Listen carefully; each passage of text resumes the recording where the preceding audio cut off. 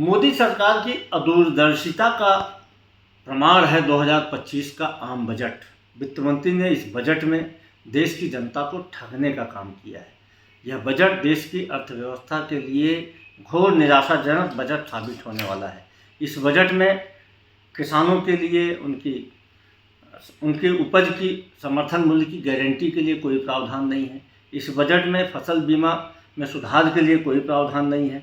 इस बजट में मनरेगा की बढ़ोतरी, मनरेगा की मजदूरी के बारे में बढ़ोतरी के बारे में कोई प्रावधान नहीं। उल्टे इस बजट में प्रधानमंत्री आवास में 40% की कटौती की गई है। इस बजट में जल जीवन मिशन में 67% की कटौती की गई है।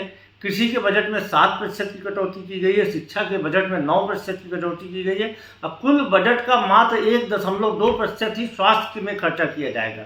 मतलब आम आदमी के स्वास्थ्य के बारे में इस बजट में कोई भी ख्याल नहीं रखा गया है। शहरी विकास के बारे में इस बजट में पिछले बजट की अपेक्षा 28% की कटौती की गई है। साथ ही ग्रामीण विकास के बारे में लगभग उतनी ही 22% की कटौती की गई है।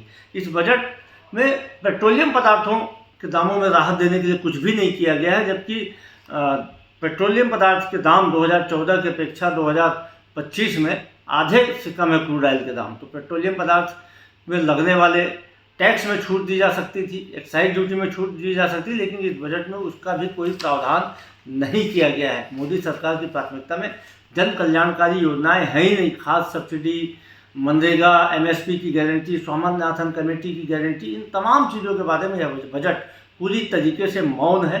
छत्तीसगढ़ के बारे में भी इस बजट में उपेक्षा की गई है। इस बजट में छत्तीसगढ़ की नई राजधानी में बनने वाले एम्स के लिए कोई प्रावधान नहीं है। इस बजट में रावघाट सहित रायगढ़ बलौदाबाजार रेल लाइन के बारे में एक भी रुपए का प्रावधान नहीं। इस बजट में छत्तीसगढ़ की घोर उपेक्षा की है।